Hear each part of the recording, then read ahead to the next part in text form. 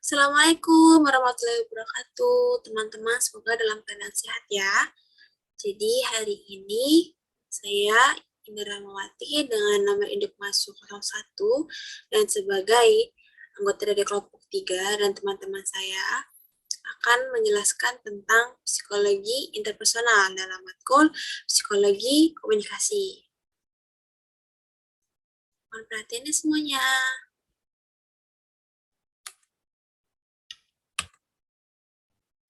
Jadi, psikologi komunikasi ini terdapat beberapa bagian. Yang pertama ada pengertian komunikasi interpersonal, macam-macam komunikasi interpersonal, faktor yang mempengaruhi, alasan komunikasi interpersonal yang harus kita pahami, dan alur komunikasi sebagai fondasi kita berkomunikasi, lalu penggunaan psikologi komunikasi.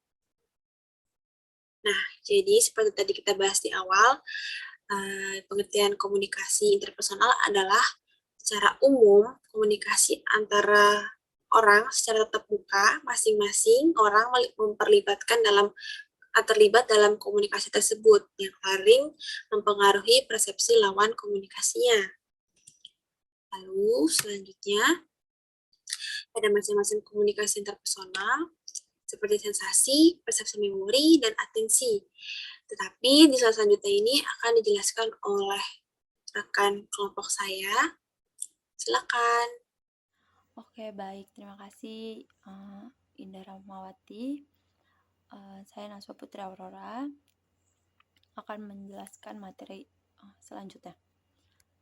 Yang pertama, saya akan menjelaskan tentang macam-macam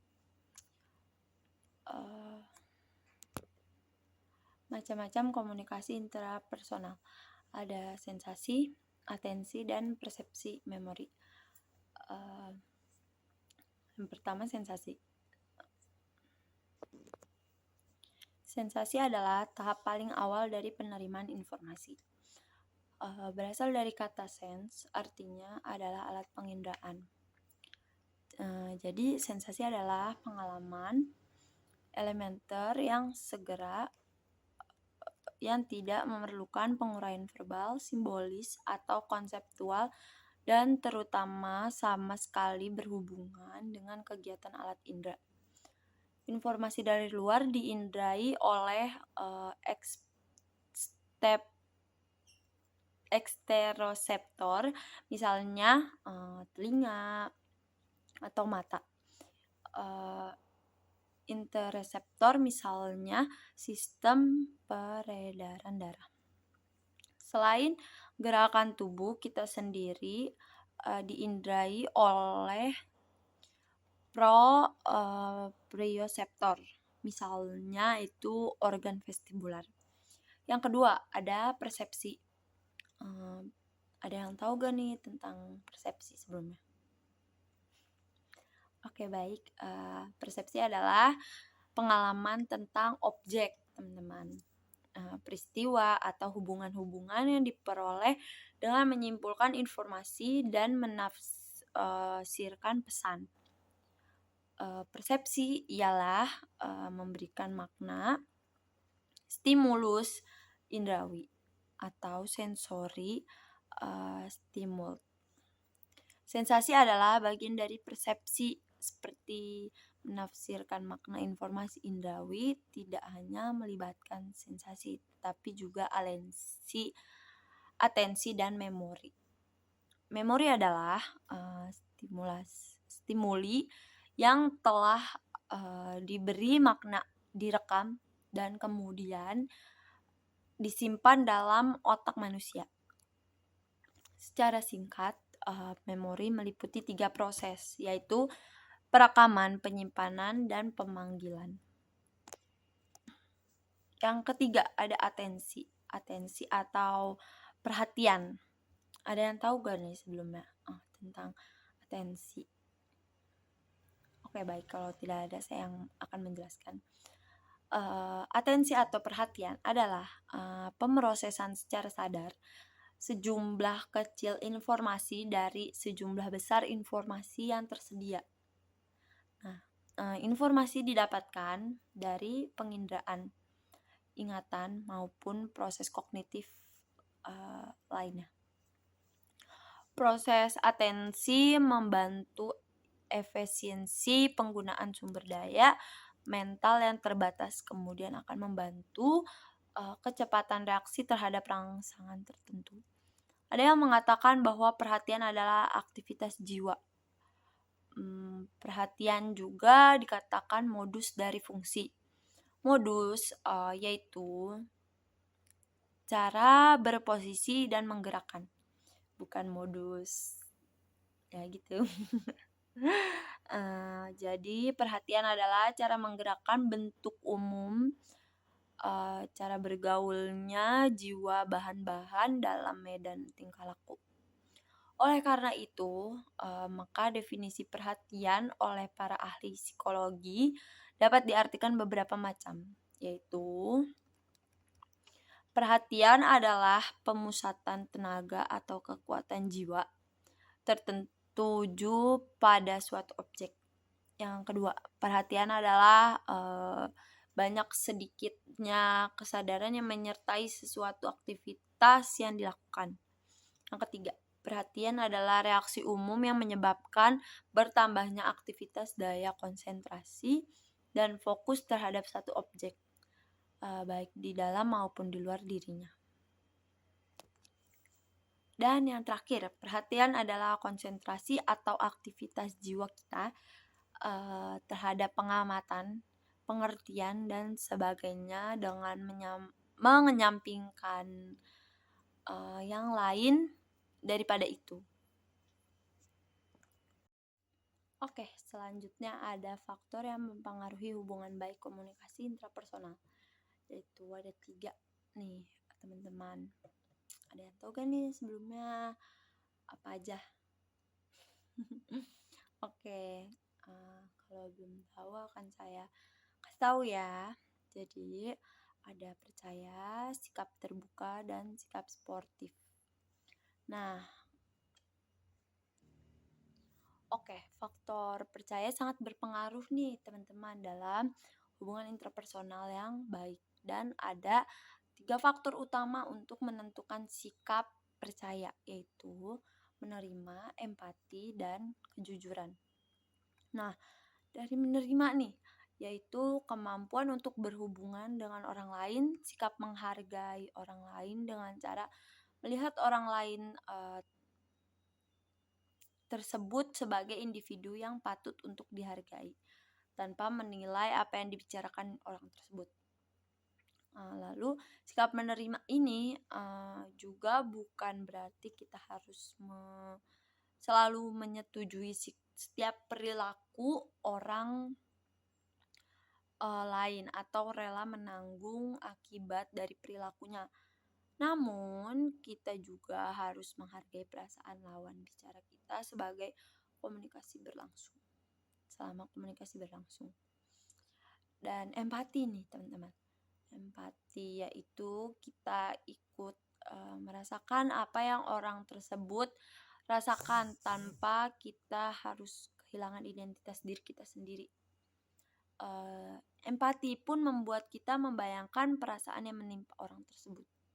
Yang ketiga, kejujuran, yaitu faktor yang dapat menumbuhkan sikap saling percaya.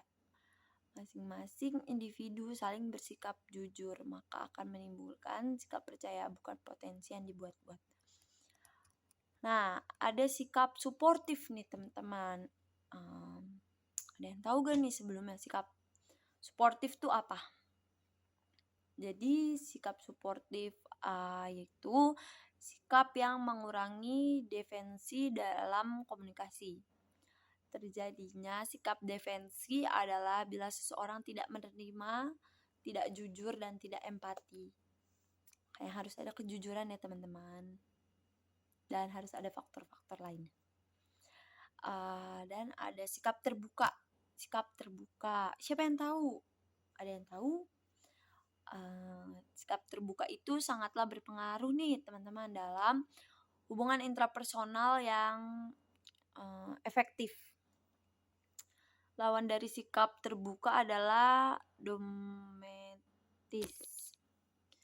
Contohnya adalah menilai pesan berdasarkan motif-motif pribadi. mencari informasi tentang kepercayaan orang lain dari sumbernya sendiri, bukan dari sumber kepercayaan orang lain atau menolak, mengabaikan, mendistorsi dan menolak pesan intrapersonal yang dilakukan dapat menumbuhkan kepercayaan supaya komunikasi teman-teman dalam komunikasi interpersonal itu menumbuhkan hubungan interpersonal yang baik. Maka harus menghilangkan sikap domisim dalam diri dan harus menumbuhkan sikap terbuka terhadap lawan bicara. Baik, selanjutnya saya akan menjelaskan tentang pentingnya memahami komunikasi interpersonal. Sebagian besar dari kita terlibat dalam beberapa bentuk komunikasi antar pribadi secara teratur, bahkan hampir setiap hari. Seberapa baik kita berkomunikasi dengan orang lain adalah ukuran dari keterampilan interpersonal kita. Komunikasi interpersonal ini dapat memberikan kita beberapa manfaat. Yang pertama itu memperluas pertemanan kita. Artian dari memperluas pertemanan kita ini, kita dapat memberi dan mengumpulkan, karena kita dapat memberi dan mengumpulkan informasi dan membentuk kontak dan mempertahankan hubungan.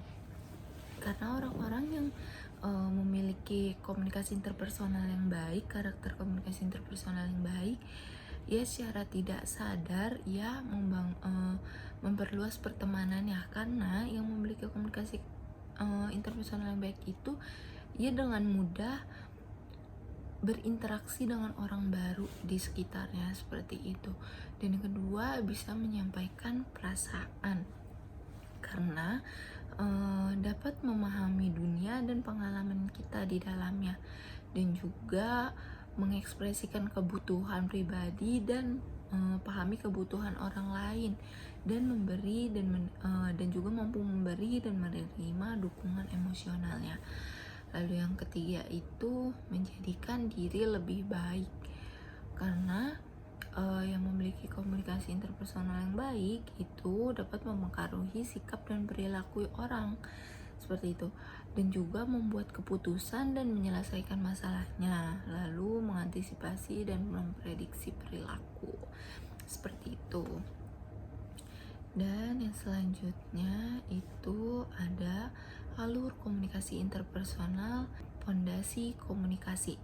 Di sini yang pertama ada proses diskriminasi, yaitu rangsangan baik internal maupun eksternal itu diterima oleh organisme sebagai getaran-getaran syaraf yang disampaikan kepada otak.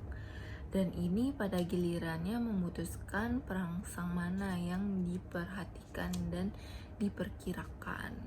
Dan yang kedua itu ada simbol decode, yang itu perangsangan yang dipilih pada tahap diskriminasi. Yang dipilih pada tahap diskriminasi itu kemudian dikelompokkan lagi, yaitu ditata menjadi beberapa susunan yang bermakna bagi komunikator.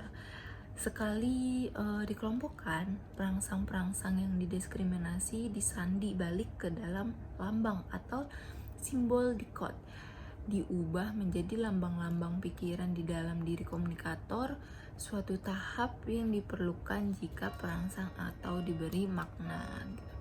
Yang selanjutnya adalah decoding atau setelah penyandibalikan, yaitu proses bergerak maju, proses ideasi atau ideation, pemikiran, perencanaan, dan pengorganisasian pikiran. Di sini lambang-lambang yang datang dihubungkan dengan pengetahuan dan pengalaman terdahulu. Maka terumuskan pesan yang direncanakan komunikator untuk dilontarkan. Selanjutnya, tahap ini diikuti oleh inkubasi. Apabila ide-ide dibagikan menetas menjadi bentuk-bentuk tertentu, pada titik ini lambang-lambang pikiran siap untuk disandi atau di-encode, diubah menjadi kata atau kial atau gestur yang bermakna. Lalu pada tahap transmisi atau transmission yang akhir, lambang-lambang kata atau kial yang disandi secara fisik dipancarkan dalam bentuk ucapan, tulisan, dan lain-lain yang dapat diterima dan dimengerti oleh komunikasi yang dituju. Terjadilah komunikasi interpersonal. Selanjutnya adalah penggunaan psikologi komunikasi. Individu-individu yang berhasil menggunakan komunikasi interpersonalnya dengan baik akan menghasilkan individu yang pengertian, individu yang pendengarannya yang cermat, kemudian individu yang penuh dengan kebahagiaan, individu yang mampu komunikasi fatis, dan juga individu yang memiliki sikap baik, mampu memahami pendengar, dan juga mampu memahami dan menjadi pendengar yang baik, terus juga memiliki hubungan yang baik, dan sebagai orang yang bertindak, tidak hanya sebagai individu yang mengamati seperti itu. Dan yang selanjutnya adalah kesimpulan. Komunikasi interpersonal merupakan dasar dari semua bentuk komunikasi. Oleh sebab itu, kedudukan komunikasi interpersonal menjadi sangat penting, utamanya dalam hal memproses lambang atau isyarat menjadi lambang atau isyarat yang dimengerti oleh pihak penyampaian dan penerima informasi. Dan komunikasi interpersonal merupakan suatu proses pengolahan informasi tentang bagaimana caranya orang menerima informasi, kemudian mengolahnya, menyimpannya, dan menghasilkannya kembali. Komunikasi interpersonal meliputi sensasi, persepsi, memori, dan berpikir. Baik, sekian presentasi dari kelompok kami mengenai komunikasi interpersonal.